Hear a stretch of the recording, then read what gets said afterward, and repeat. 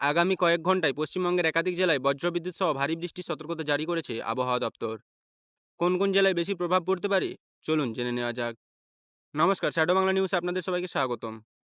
ভারতীয় আবহাওয়া দপ্তরের পূর্বাভাস অনুযায়ী বঙ্গোপসাগর থেকে প্রচুর পরিমাণে জলীয় বাষ্প প্রবেশ করায় পশ্চিমবঙ্গের বিভিন্ন জেলায় বৃষ্টির অনুকূল পরিস্থিতি তৈরি হয়েছে।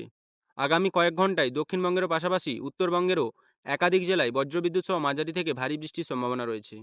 আবহাওয়াবিদদের মতে বৃষ্টির সঙ্গে ঘন্টায় 30 থেকে 50 কিলোমিটার বেগে দমকা হাওয়া বইতে পারে বলে জানিয়েছেন।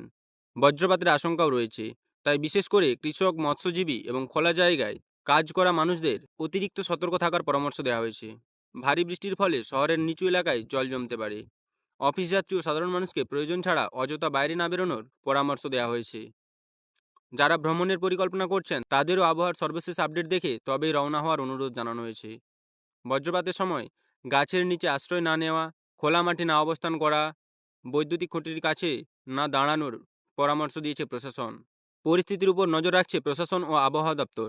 নতুন কোনো সতর্কতা বা পরিবর্তন হলে আপনাদের সবার আগে জানাবে শ্যাডো বাংলা নিউজ। ভিডিওটি ভালো লাগলে লাইক করুন, বন্ধুদের সঙ্গে শেয়ার করুন এবং এমন নির্ভরযোগ্য খবর সবার আগে পেতে শ্যাডো বাংলা নিউজ চ্যানেলটি সাবস্ক্রাইব করে পাশে থাকা বেল আইকনটি প্রেস করুন। ধন্যবাদ।